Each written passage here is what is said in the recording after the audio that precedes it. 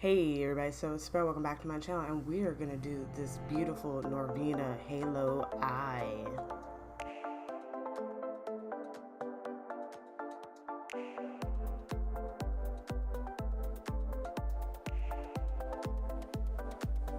Okay, first things first, we're going to go ahead and put incense in the crease to upper transition under eyebrow area, just to give me a nice space to blend out on a neutral color.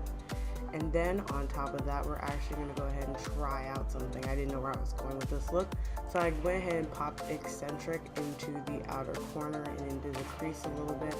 Again, I didn't know where I was going, but then I grabbed Soul. Soul is a matte-ish cool tone purple. It's got like a tiny bit of shimmer in it, and that's when I knew I wanted this look to get really cool tone, really purple. So I'm popping it in my outer corner and in the inner corner actually, because we're doing a halo eye today. So we're going to make sure to really blend that out and connect the inner and outer corners. And I do notice this shade does get darker as you blend it, which is kind of interesting.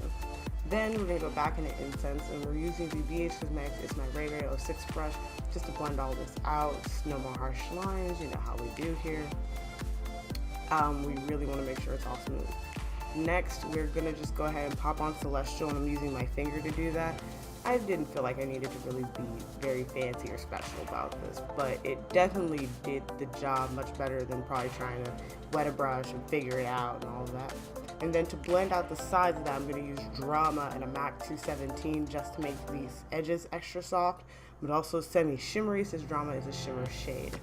Then we're going to the bottom lash line, and we're going to use a shader brush in the shade Passion. Passion, however, is just a really warm reddish color, so I tried to blend it out with Eccentric since it was cooler, but I just went the wrong direction. I was trying to use incense and I didn't know what I was doing. So instead, I realized I could kind of mimic what I was doing on the top lash line by covering with Soul, which makes Soul less stark on my skin, and just blended it out like that. So this is a finished look. I popped Wild Child in the inner corner on as a highlight. Thank you guys so much for watching, and if you would like, you can go ahead and subscribe. Also on this page, you can go ahead and click any of these links to go watch another one of my videos. Thank you guys so much, and I'll see you guys next time. Bye!